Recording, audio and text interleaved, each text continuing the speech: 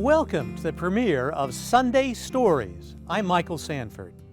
KVIE is celebrating 60 years of service to our community. And over the next hour, we'll be sharing stories that celebrate the rich history, amazing people, and fascinating places throughout our region and beyond. It isn't every day that PBS's highest-rated ongoing primetime series pays Sacramento a visit. In fact, the last time Antiques Roadshow rolled into town was the year 2000, 19 years ago. But they returned to the capital city earlier this year, and we sat down for a behind-the-scenes interview with executive producer Marsha Bemko. You know, my hopes for the show are always that, first of all the people who come tomorrow have a good day. Never mind what we're capturing. I want people to have a good time. I want them to learn something. Then I'm a TV producer, and I get a little ruthless. I want really good things to come, but not just valuable things, good stories. The story is king here. The story is king at the Antiques Roadshow. As thousands of people move through these lines, appraisers are on the lookout for hidden gems, the fascinating stories, and the one-of-a-kind artifacts that might make it to air. Then, a look at the historic efforts to save and restore NASA's Mission Control. It's important for people to see what it took for us to put man on the moon. The very tools that got us to the moon are being brought back to life. These are the historic Mission Control consoles from Building 30 down in Houston. If anybody has seen the movie Apollo 13 and you see the room that the film takes place in, these are the actual consoles from that room. Here in Hutchinson, Kansas, just outside Wichita, a unique team of engineers and craftsmen is rebuilding the control consoles that sent Apollo to the moon. And later, Amy Syward, artistic director of the Sacramento Ballet, in her own words. There are things on the planet that are difficult to put into words. And to me, dance and music can fill the spaces that sometimes words cannot.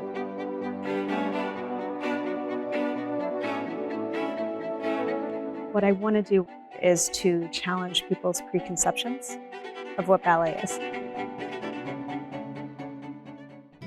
A mother-daughter duo sharing laughs while running a business together. Sacramento's historical connection to the Transcontinental Railroad.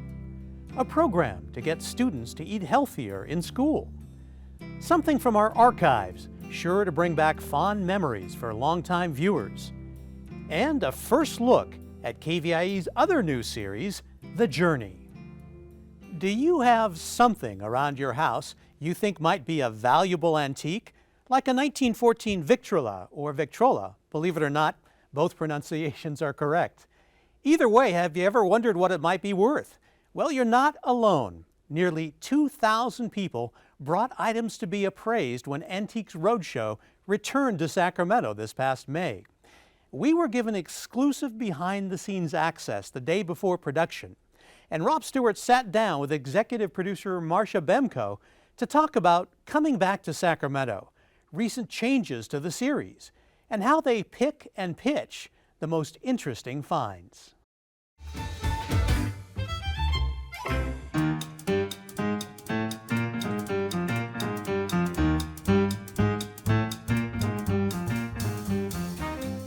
If you love Antiques Roadshow, and let's face it, who doesn't? It is the most popular PBS primetime television show, then you're gonna love this person right here. Marsha Bemko is the executive producer, and it is her baby. My baby. Yes, it is. Yeah. Good to see you, Marsha. Good to be here. Thank you for taking time to be with us, and welcome to Sacramento again. Welcome back. I love it. I love being here. It's been 20 years. It's been 20 years. We last taped here in 2000, season 5. So yeah, it's been a long time. 19 years. Wow, see, it's Yeah, 19 okay, years. 19 years, yep. So we are in the Crocker Art Museum, and I love the changes that you have made on the show. Away from convention centers, and now we are surrounded by a foundation of even more history. Yeah. It's been such a nice change for us because the last time we were here, we did it from your convention center here in Sacramento, which was great. It provides a lot of things. It's a very handy way to do the show. Holds a lot of people. It holds a lot of people. But what you end up happening is it's not the same kind of sizzle and excitement you get when you plop yourself into the environment in a place where you get a real sense of place from the spot we're doing the show from. You are all over the country, and I'm curious what you think about Sacramento and the Northern California region in comparison to other places. I could move here. Really? And I wouldn't say that about comparison to other places, but I could live here. I Why? like it here. I love the friendliness of the atmosphere. I love the weather. What were your hopes for the show? You know, my hopes for the show are always that, first of all the people who come tomorrow have a good day. Never mind what we're capturing. I want people to have a good time. I want them to learn something. Then I'm a TV producer, and I get a little ruthless. I want really good things to come, but not just valuable things, good stories. The story is king here. The story is king at the Antiques Roadshow. As thousands of people move through these lines, appraisers are on the lookout for hidden gems, fascinating stories, and the one-of-a-kind artifacts that might make it to air. Sir, tell me your story. This is a painting that's hung on the wall in the shack that I live in Bangkok. Once an appraiser finds an item that might be show-worthy, they call over a senior producer for what's called the pitch. How do the pitches work when someone comes to you and they've had their poker face on, the appraisers, and they come to you and say, Marsha, we've got it. So how it works, like from the very beginning, let's say you come in with a vase, okay? Your vase is probably like most of the other people's vases. And so what you're going to hear is this. You have a vase. It was made circa 1950. It's made in America, probably in Ohio, and it's worth about $50. Do you have any other questions? And you're done. And you ask any other questions. I don't know what you might have about that vase, but you may have them. Now, you bring in a vase. It's better than that one. And what the expert will say to you is, do you mind waiting for a producer? That's when the pitch happens. So that guest waits for me or Sam or Jill to come and listen to the appraiser will pitch us. It's very rare. Yeah. I haven't, frankly, seen one. He's gonna pitch this thing like, or she, like a mad bunny. Oh, yeah. Like a mad bunny. Here's why. The return on their investment for being here tomorrow is that they get at least taped so they can make an episode of television. How did you get this call? Well, I inherited it from my father. Okay. Marsha allowed KVIE to film her during a pitch. It's a behind-the-scenes moment that's rarely seen by viewers. But it moves the ball down this track. Oh, wow. And the weight of the balls pushes down here. Marsha is talking to Tom, whose family has owned this remarkable antique clock since 1895. He doesn't know yet what the appraisers have to say about this clock because the producers want to keep it a surprise. What's happening is you have caught me in the middle of interviewing the guest, and I have just decided to tape him. And I am getting ready to put him in the process to go to the green room where he will learn about this item that's been in his family for quite a while. How nice. I'm excited for him. I'm excited for him to learn. But I can't tell you more now because he's sitting right next to us. Tom heads off to the green room, and a few hours later, he's up. He brings his clock to a multi-camera setup to be taped for the show. Now, we were not allowed to record audio during this portion. But just look and see what goes into filming a segment like this for air. We caught up with Tom after the taping to ask about his experience. Well, it was fun talking about that clock. I hadn't thought a lot about it in many years. I walked by it and look at it, but I put it on that table, and without even leveling it, I managed to get it running, and it ran well. And it's kind of exciting to me to see that clock run. Did you get a year on it or how old it could be? Yeah, he thought it was in the 1880s. Oh, wow. That's awesome. Did he put a value on it?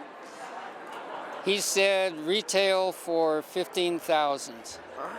What do you think about that? Well, I thought that was about right. But you guessed well. But it's not for sale. You know, I don't know what I'm going to do with it, but I'm certainly not going to sell it to anybody. Just because an item is taped for the show doesn't necessarily mean it'll end up on air. Marsha takes the footage of the appraisals back home with her and grades each one, ultimately deciding on the best stories. Then there's a fact-checking process to make sure no mistakes make it on the show. The best of Sacramento will be divvied up into 3 one-hour episodes. We will tape multicam segments, single camera segments, snapshots with the single camera, some digital segments. Out of all those things together, we'll tape about 150 elements we'll go back with. Oh, wow. To make the 3 episodes, to use digital, we've had material for digital as well. Now that's 150 people who got taped out of the several thousand who came.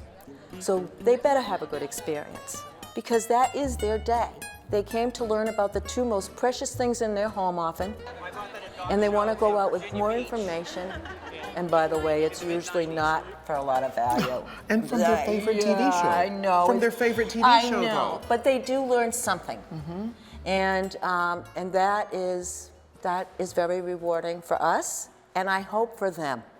I find Antiques Roadshow to be a period when I watch it as a viewer where I am learning without even knowing it.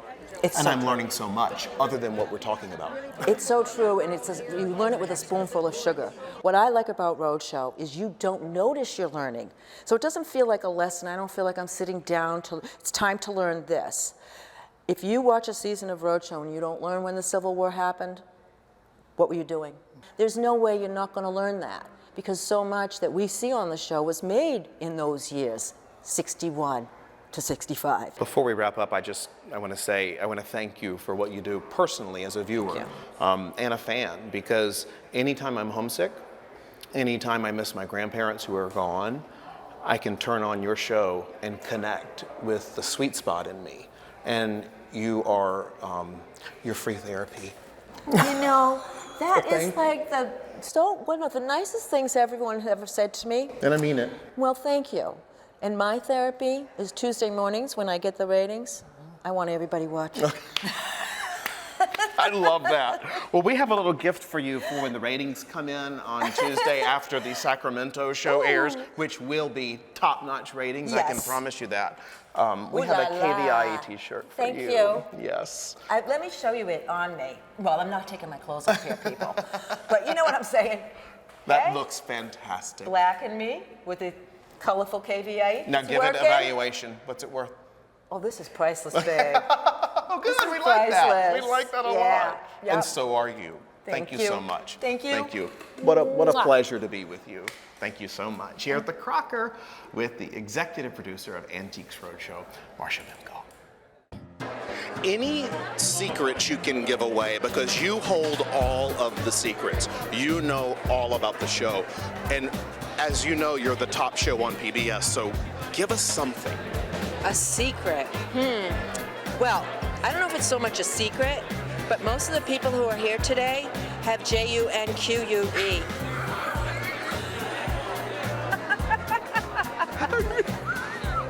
Is that a secret?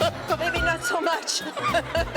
But I like the way you spelled it. I just want to be respectful. It's junk with a flair. Junk with a flair. Yeah. Oh my gosh. Yeah. All right, I love that. Girl power. Yeah, all the girl way. power. What's your hashtag again?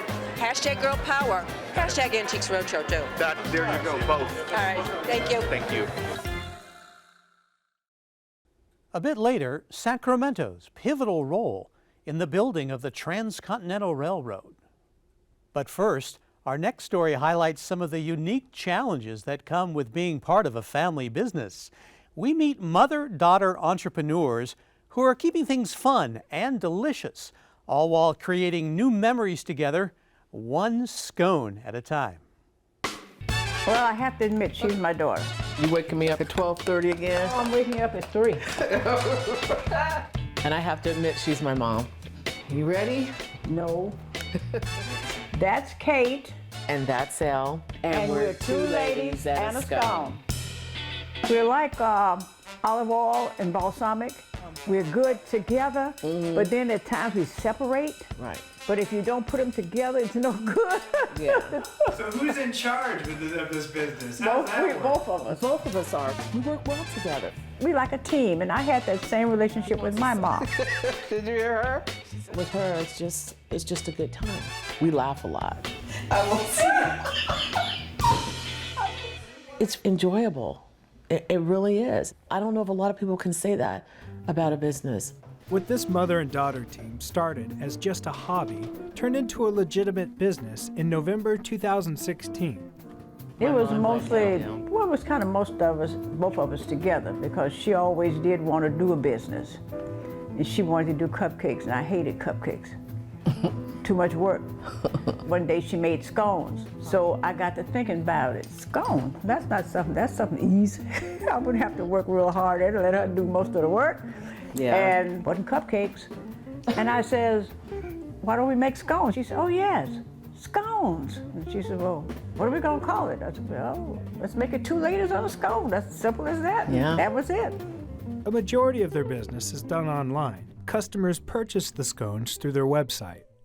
When we opened the business, I was explaining to my mother, I said, I truly believe we should do a website because everything now is online, and a lot of these businesses are starting online. Now, the two of them wake up early 6 days a week and whip up dozens of freshly baked scones. It's all done in my kitchen. We start at 4 a.m. It's early in the morning, but fortunately, Elle doesn't have much of a commute to work.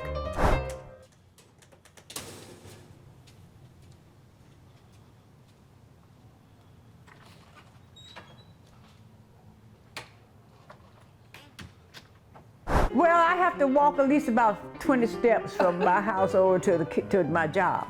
Yeah. And you know she's late sometimes, too. Hi, Mom. Good morning. Good morning. How you doing? I'm doing okay. That's good. It's all prepped. It's all ready to go. I mean, we're hair netted. We're apron down. We're kind of funny looking at 4 in the morning. Real funny looking. Yeah. They're not like a typical scone. You can't build a house out of them. The ordinary stones, some people buy, they're so hard. Ours is more like, I don't know, it has a different texture to it. It's almost flaky and it's buttery. When you bite into it, you know what you're eating.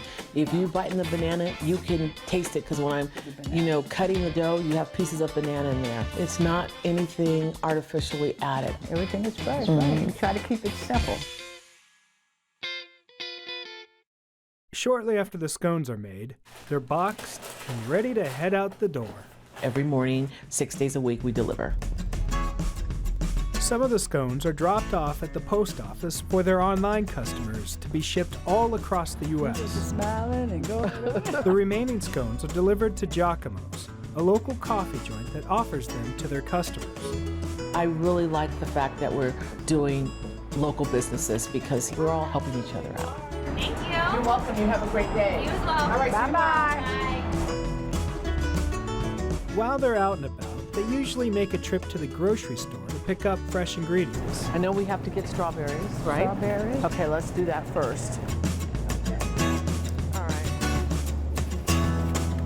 We're in the About store twice a week. No, sometimes 3 days a week. No, sometimes About 3. 4 days a week. Yeah, 5 days a there week. you go. We're in the store all the time.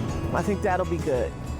You driving that cart like you out on the Highway 99? Yep. The scones are certainly keeping them busy. It's brought much more than what I ever anticipated it to bring. As for what the future holds for these two ladies and their scones, Whenever I leave the picture, it's something she can still carry on. Yeah, but then it wouldn't be any fun. No, it wouldn't be any fun. It wouldn't be any fun then. I don't want to think about that, but that would be, when that does happen, I would really have to think about how I would do it. Because right now it's fun. We're having a blast. Yeah. they're in no hurry to grow this business quickly. For now, they're simply enjoying being in the moment and seeing where it takes them. She's given me a new approach to business. She's trying to get me to understand, let this do its own little thing, and she's been 100% right.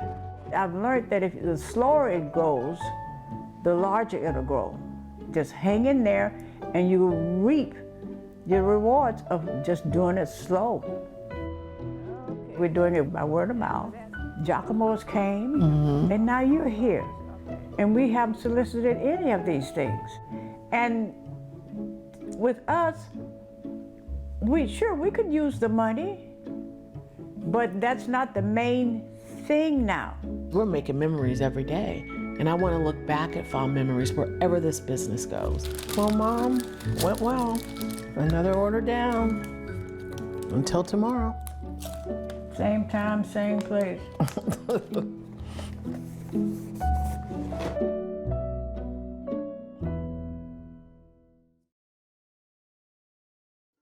On July 1st, 1862, President Abraham Lincoln signed the Pacific Railway Act into law.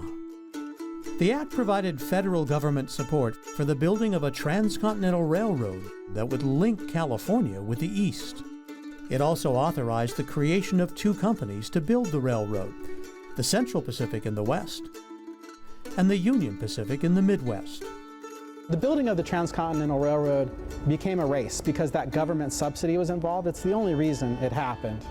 And so these companies that were incorporated, the Union Pacific Railroad building from the east to the west, the Central Pacific Railroad incorporated for the purpose of building from the west to the east, were competing to lay as much track as possible. This mural, on display at the Sacramento Valley train station, depicts the Central Pacific's groundbreaking ceremony, which took place at Sacramento's Front and K Streets on January 8, 1863. The building of the Transcontinental Railroad was a mammoth undertaking that would take 6.5 years to complete. At the height of construction, the project would employ more than 12,000 laborers, 90% of them Chinese. The two lines met at Promontory Point, Utah, and on May 10, 1869, Leland Stanford, governor of California and president of the Central Pacific Railroad, used a silver hammer to drive in a ceremonial final spike made of gold to signify the joining of the East and the West forever. Much of what we know about the building of the Transcontinental Railroad we know because of one man, photographer Alfred A. Hart. Working for the Central Pacific, Hart documented the construction of the railroad in stereo 3D photography. Hart, although inexperienced, went out and captured not only the shots that detailed the different aspects of building the Transcontinental Railroad, but really captured the great grandeur and beauty of those spaces, even as they were being altered.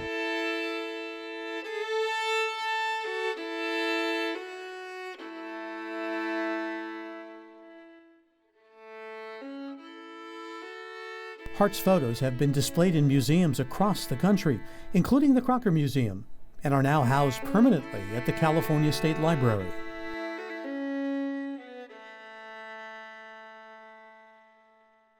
In 1969, it took a team of engineers, scientists, and astronauts to successfully land the Apollo 11 lunar module on the moon.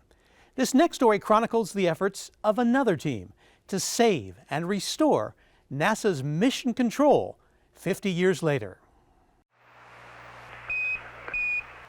40 feet down, 2.5. Picking up some It dust. was just after 3 p.m. in Houston. Buzz Aldrin and Neil Armstrong were rapidly descending to the lunar surface. 4 forward, drifting to the right level. At the Johnson Space Center, scratchy radio transmissions were relayed around the world and put millions, probably billions of anxious people on the edge of their seats. Contact light. At 17 minutes past the hour, Okay, engine stop. ATA at a descent. the wait ended. Mode control both auto, descent engine command override off. Engine arm off. We copy you down, Eagle. Houston, Tranquility Base here. The Eagle has landed. Roger, Tranquility. We copy you on the ground. You got a bunch of guys about to turn blue. We're breathing again. Thanks a lot.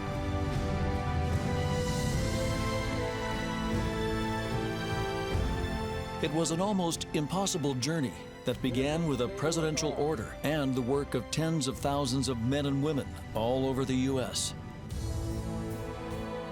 Controllers in Mission Control had little time to celebrate. They still had 3 men to bring home. Fast forward 30 years, and this special room had aged. A new control room built. The power to the early Apollo consoles shut off, the dust already settling. When they shut it down, it had, they literally just got up and walked out. It was dark, it was dusty. I mean, it hurt me to see that. It would appear this historic place, this national landmark, was destined to just rot away. But the men that took us to the moon had other ideas and new dreams for this special place. The flight controllers, they've referred to this as their cathedral. Great now. Suddenly, a new team sprang to life, taking on a new mission. Doing our best to honor the heroes that were in this room. I still have a goosebump feeling every time I walk into this building. This new team is saving history. Saving Mission Control.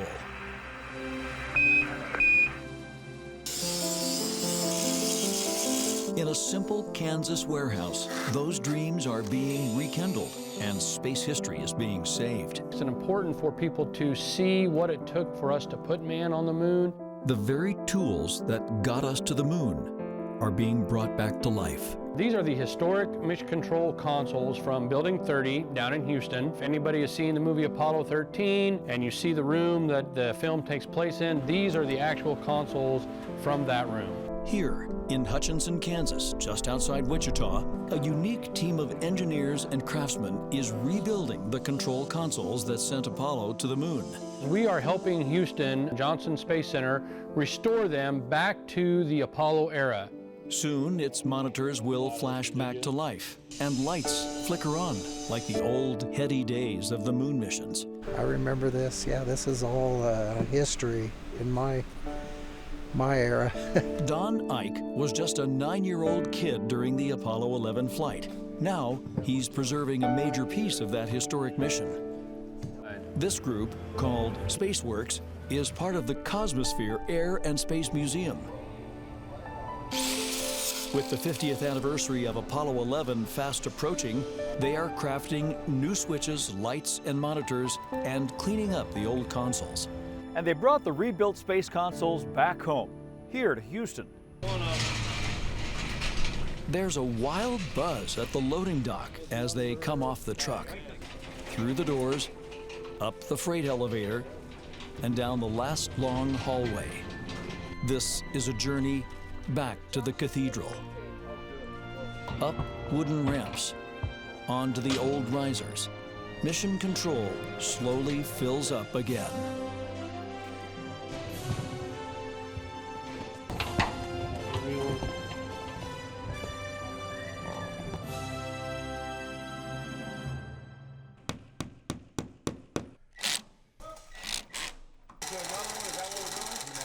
That's plenty. Everywhere you see people going at it. Here is that. Electricians and technicians jump right in to start hooking up the consoles, pulling wires and cables, and crawling under the old risers. Historical architects have worked years on things like carpet, ceiling tiles, wallpaper, and artifacts. If it's not authentic, if you don't know it was in the room, you shouldn't put it in the room. You've got to have the evidence to back it up. Wallpaper, we found somebody removed a fire extinguisher off the wall.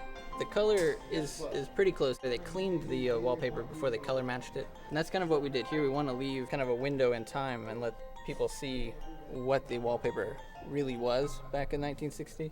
Chief Architect David Buchek and historian and cultural resource expert Adam Graves have become obsessed with details. A lot of mysteries, a lot of things were removed from the room during the shuttle program. The wallpaper, the carpet, the ceiling tiles were all removed. A big challenge we had was to research what these things were like when the first moon landing occurred. We're creating July 20th, or the descent and landing, which is a big moment. The Eagle has landed. For nearly 4 years, they have studied the old room and are trying to put it back together exactly the way it was at the very moment of the moon landing. It's here in Building 30 where so much American history was made. And it's here where Mission Control comes back to life. The challenge is to make new look old. So they study film and photographs from that day. We did a frame-by-frame search through a 16mm film that was taken on the day of the moon landing. We were able to identify all of the objects that we needed in the room. We inventoried and documented down to every button. And perhaps most importantly, they talked to the old controllers.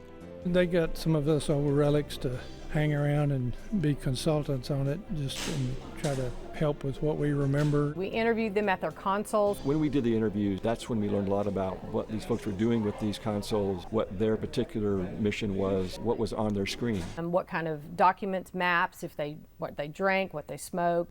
And yes, apparently they allowed smoking in the control room then. There's the ashtrays. Remember, that was a half-century ago. Times were very different. They aren't just ashtrays. They're cultural history that tell the story of Mission Control. They said that sometimes in this room you really couldn't even see the screens, that the smoke was that thick. The crews went to great lengths to first find evidence of the cigarettes. I remember when we first found our first one in the sim control room after we removed the consoles in there, and it's like, oh, there's a cigarette. We gotta keep it. And to find old period ashtrays, exactly like the ones in the films and photos. So Delaney and the others lived long hours on eBay. All of a sudden, that really ugly brown and yellow mug that you couldn't find anywhere would show up on eBay, and I couldn't click fast enough to get it. And about the smoking. It seems to be the one area where some of the controllers have memory lapses. They were buying 8-inch ashtrays that were oversized for what they were actually doing, which was sitting here and chain smoking. The interviews were funny because, you know, a guy would tell you he didn't smoke, and in a video you saw him smoking like a chimney. So keeping true to the history of July 20th, the place will be filled up with ashtrays, books, coat racks, headsets, staplers, hole punches, old, uncomfortable government-issue chairs, and some of the ugliest coffee mugs you'll find anywhere. And there's a plastic coffee cup with burlap inside the plastic. There's nothing nice about it. It's just burlap inside of a plastic coffee cup. But it was in this room on that day at that moment, and we had to identify it, find it, purchase it, and we're bringing it back. And most importantly, they're bringing back many of the Apollo controllers to view the progress. How you doing, sir? Good to see you again. More than any other group, these guys will know if the team got it right. This restoration effort, this labor of love, had taken years.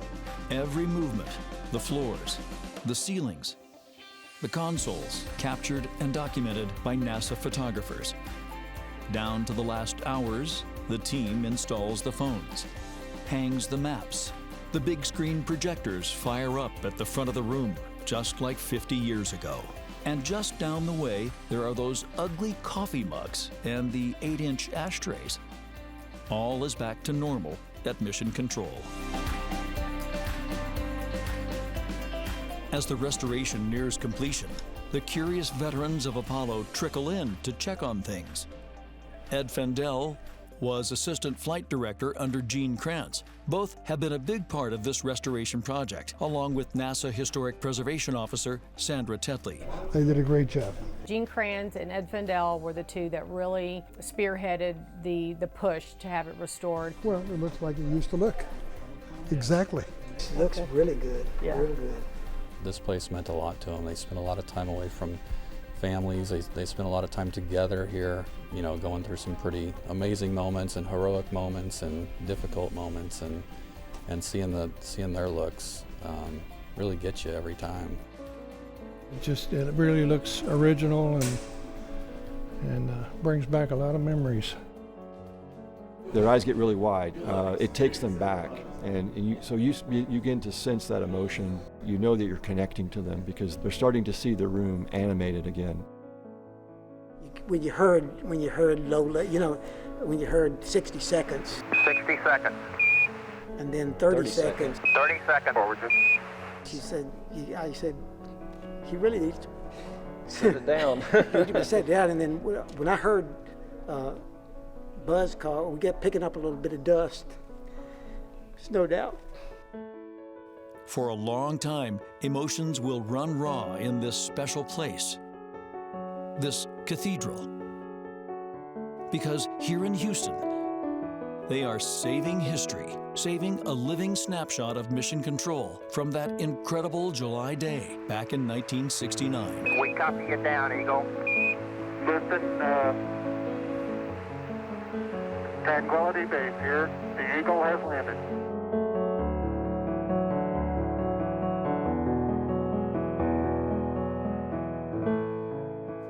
Still ahead, an innovative school lunch program that sources fresh ingredients from local farmers. As KVIE celebrates its 60th anniversary, we've been combing through some of the tens of thousands of stories in our archives, many of which only exist on old videotapes we don't use anymore. Well, some of those stories are timeless, and others are just fun to watch to see how things were back in the good old days. We thought we'd share some with you. So, from the vault, here's the first story from the very first episode of California Heartland from 1996. Our good friend, the late George Redding, introduces Vanishing Farmland, which features local peach farmer and author David Masamoto.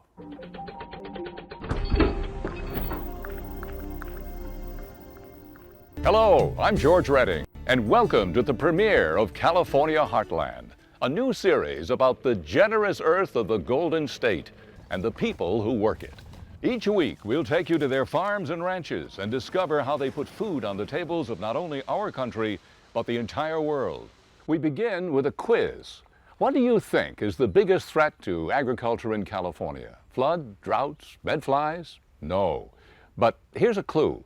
Just 45 years ago, the most productive farmland in America went from open fields to what we now call Greater Los Angeles. The real threat to agriculture is concrete, strip malls, and three-bedroom homes. The surging population of California is washing across our farmlands in the form of urbanization. When farmland is lost, especially prime farmland, it could never be replaced. David Masamoto, a third-generation Japanese-American farmer, grows grapes and peaches on 80 acres in the Central Valley. The manicured lawns and two garage houses of Greater Fresno are marching in his direction. A farmer and a writer, Masamoto's award-winning book, Epitaph for a Peach, celebrates country life and expresses concern about its destiny. But his fields, only a short drive from Fresno, are inviting to developers and commuters. What you see here is an abandoned fig orchard with a housing development right on the other side. The irony is that in a few years, this will become houses, and the developer may use the name Fig Orchard Estates as if it's a selling point to keep that rural theme with houses. Hold on, you say? Why the anxiety about urban sprawl? We have a lot of vacant space in California and throughout the West. It's not going to run out. There's a big difference in the quality of land. There's prime farmland, and that's, if you look around, it's land that's been farmed for generations. That land was farmed for generations because it was good land. It's rich land, and it can't be replaced. Moss allocates land on his farm for a small stand of the exotic Suncrest peaches, so rich and tasty and full of juice that they don't have the shelf life required by supermarkets.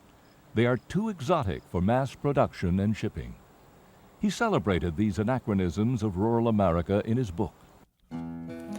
Suncrest is one of the last remaining truly juicy peaches. When you wash that treasure under a stream of cooling water, your fingertips instinctively search for that gushy side of the fruit. Then you sink your teeth into the flesh, and the juices trickle down your cheeks and dangle on your chin. This is a real bite, a primal act, a magical sensory celebration announcing that summer has arrived. Peaches mean something very special to me, and like all farms, because this orchard produces jobs, it produces livelihood for the community to share in. 1 acre of my peaches will produce anywhere from $5,000 to $10,000 of gross income that goes back into the community that supports my neighbors, farm workers, and people in the farming region. What's being done to protect California's farmland? North of San Francisco, the Marin Agricultural Land Trust has just preserved some 25,000 acres of dairy farms and ranch lands from urban encroachment. Sonoma County is also actively protecting farmland. And in the Central Valley, the American Farmland Trust is urging that important farmlands be set aside as agricultural reserves. There's different ways that farmland and houses can be good neighbors, but it takes planning, not this kind of abrupt nature of development stuck next to farmland. I try to be optimistic about urbanization occurring in farmland areas because I want to believe that people will do the right thing. And part of that is what I write about, stories about people working the land, having faith in the land, believing in the land, and hopefully developing good neighbors that understand that passion that we have and respect that passion so that we can also be part of a community and be good neighbors too.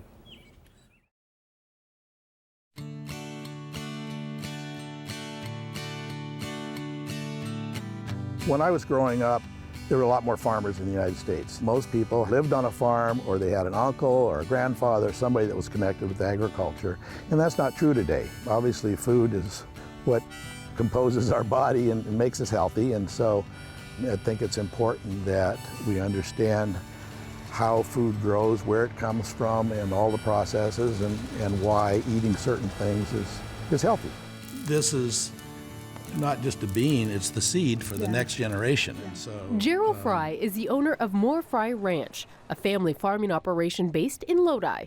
These heirloom beans are one of their signature products, and soon they'll be dished up for students in the Lodi Unified School District, thanks to the efforts of Zenobia Barlow and the Center for Eco-Literacy.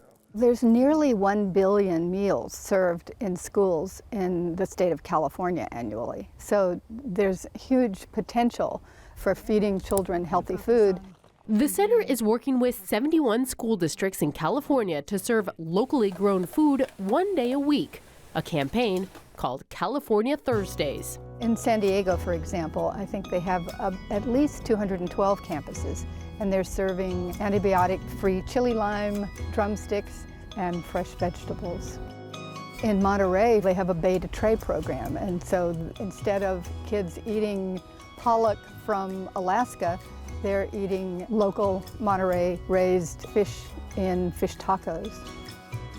In Oakland, they're serving a whole wheat pasta with kale and chorizo, and that kale is from Alba Organics. And here at Lodi High School, the heirloom beans grown by More Fry Ranch in Lodi are being turned into a hearty pasta fagioli dish. So with the beans, when they come to us like this, a raw product, and we have to soak them overnight. It's very important to soak them or the quality doesn't come out as good. So when we started California Thursdays and cooking from scratch, the kitchen staff were a little hesitant and unsure about what was going to be required to cook. It was a little bit of a transition for our staff, but once they could see the quality difference between a canned bean and a fresh bean and how beautiful these beans are, it really just got them excited about cooking and adding and introducing the students to that new product. I think it's great. So many of our students don't get to eat the fresh food like this because they can't afford it. So I think it's wonderful that we can offer these products to the kids. Very good. I can't stop eating it.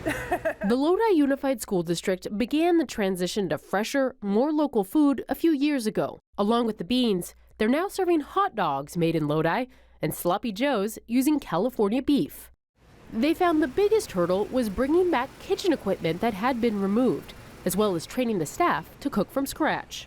Traditionally, if you looked at 50 years ago, freshly prepared meals were the norm, but as the processed food and fast food convention occurred across the country, schools stopped building kitchens and started serving heat and thaw meals. And so this is the resurgence of sort of the old-fashioned way of cooking real food for real kids. And real kids say they can taste the difference.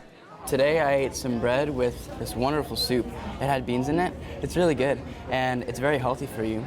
You know, they're like brown and stuff, so it has a good flavor, especially with all the spices, make it better. So all around, it's pretty good soup.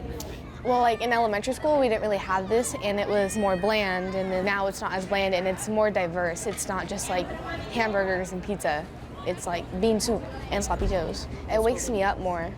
Like I was saying, like I used to, like a few years ago, I'd fall asleep in class all the time, and now like after lunch, I'm like awake and ready. It's probably a little bit better to like eat healthy, so like hearing that things like come from like out of our backyard, like it could come from right out of our backyard, it's kind of cool to think about that. Lodi Unified also put in self-serve salad bars at all their schools, offering students fruits and veggies that are 85% California grown. We get our Arcadian mix or our salad mix from the Salinas Valley. We have strawberries that have been grown right here close to Watsonville. It is all sourced here that we can get during season. The fresh produce is not that much more expensive to bring it in local. The beans were on a pound per pound basis, but by the time I add in all the additional costs, it really isn't that much of a difference for us. Maybe a few cents on a meal, but it's well worth it. I like to know that the food that I eat is fresh and not come from a company and processed and just left in a can and shipped. I like to know that it's fresh. Thank you. The 71 school districts in our network are examples of people who are innovating and making commitments to do this in large or small ways. My advice for other districts would be for them to start small if they're looking to introduce local foods or to be a partner within the California Thursdays initiative. And by doing that, they don't have to necessarily do the whole plate, but look at one item or a produce that they can bring in or a farm that's close by. They may not be able to do their entire district, but they can start it with one school and then expand from there and not be afraid of it, because the families, the students, your staff really connect with knowing where their food comes from.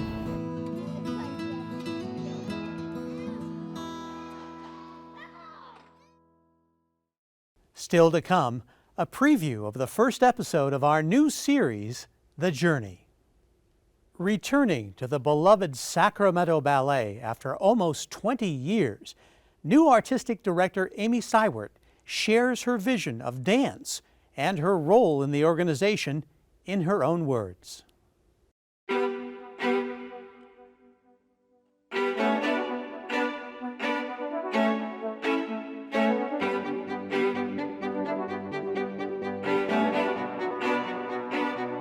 There are things on the planet that are difficult to put into words. And to me, dance and music can fill the spaces that sometimes words cannot.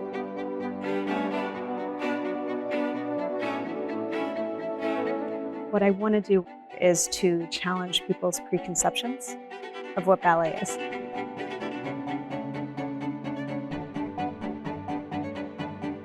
This is a phenomenal organization, over 60 years in this community, building dancers, building audiences.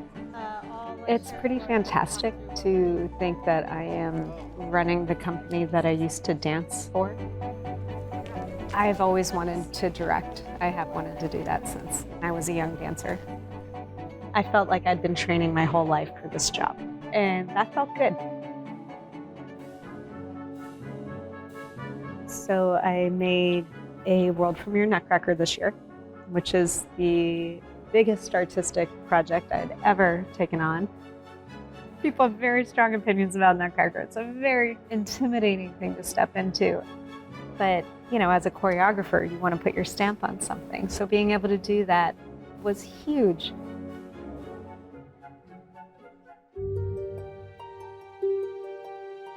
I actually started hearing the music differently. Dance is the physical embodiment of the music. So if I can take whatever I'm hearing, find the intention to it, and put it into physical form, it's about the environment we create in the studio. It's about the support these artists have for each other and what they create every day. Having dancers who are willing to take the leap with you is essential. I talk with the dancers often about don't chase the dragon. You had a great show last night. Don't try to recreate it. What's going to be new tonight? How do you go somewhere else? Where else can you explore? When you're creating like that, it feels effortless. You're not struggling, you're in your creative zone. It's just crazy because some days it all just works and some days it doesn't. There's a saying that if everything you do works, you're not trying hard enough. So you need to be able to create and fail, because you might learn something incredibly valuable that takes you to the next place that you can't get to without that little failure.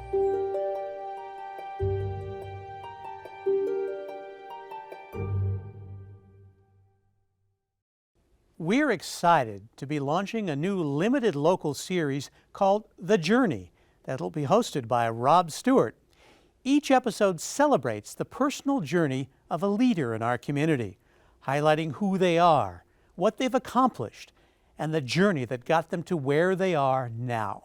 Here's a first look at the premiere episode that features Sacramento River Cats owner Susan Savage. On The Journey, one of Sacramento's most influential women, a top executive in the country in minor league baseball today. I'm Susan. Susan Savage, the sole owner of the Sacramento River Cats baseball team, is at the top of her game. But away from sports, life hasn't been just a field of dreams. For the first time, Susan Savage shares her personal story like never before. We don't go through the same thing, but we have the same pain. The shocking loss of the love of her life, the near drowning of her youngest son, and the life lessons she will bravely share in hopes of helping you. I think everybody has a story, everybody, worth listening to. You are unconsciously courageous. Do you believe that? I'm sitting here. What must be shared from the journey of Susan Savage.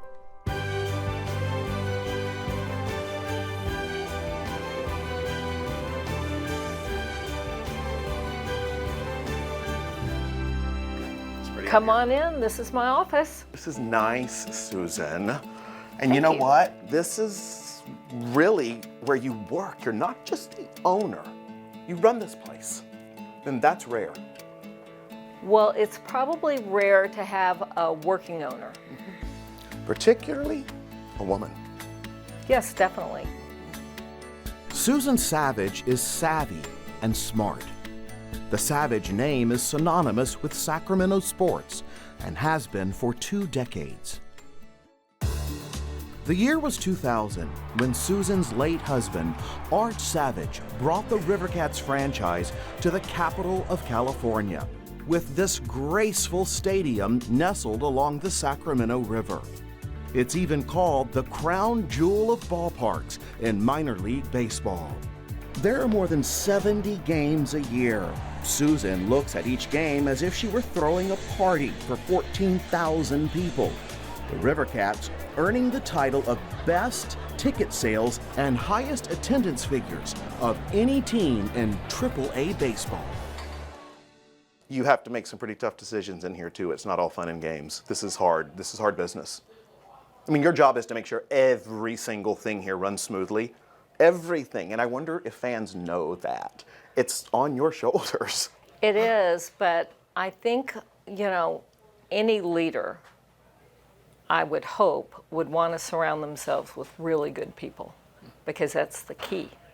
You know, one thing I did learn is I can't do all this myself. That isn't going to work. And so teamwork on the field is crucial, and teamwork in any organization really is crucial. That team took a crushing blow in 2009. It was a Saturday morning. Susan and Art had just been at the game the night before, and with much to celebrate. Art had battled cancer, but was 18 months cancer-free, not a tumor in his body. Doctors declared him healthy. But something tragically went wrong. Susan and Art were alone at home when Art suddenly died. Susan becomes the sole owner of the River Cats, and in her mourning steps up to the plate to save her team and her family. There were so many times that I wanted to ask Art, what should I do? And there was no Art to ask, and it was very difficult. Was this his office? Yes. Susan Savage has an undeniable presence of strength. And as you're about to see, it's a strength she would cling to when life throws you a curveball time and time again. I can feel just the change in your energy when we talk about that, because that was such a heavy period. Mm-hmm. But look at you now. Well, there was a lot of change, A lot of life Mm-hmm. has happened between then and now. Mm-hmm. How does it feel to walk in here today? I think about how Art would feel, and I think he would be very proud of all of us, the whole family, Jeff and Brett and myself. I think he would be happy with what's happened. I think he would say, "Girl, you hit a home run." That would be nice. That would make me feel really good. The entire interview with Susan Savage can be seen tomorrow night at 7:30 on The Journey. Or download the free PBS video app to stream all your favorite KVIE programs whenever, wherever, on your phone, computer, or TV. I'm Michael Sanford. It's been a pleasure being part of your Sunday. We hope you've enjoyed today's stories and that you'll be back next week for another episode of Sunday Stories. Until then, have a great week.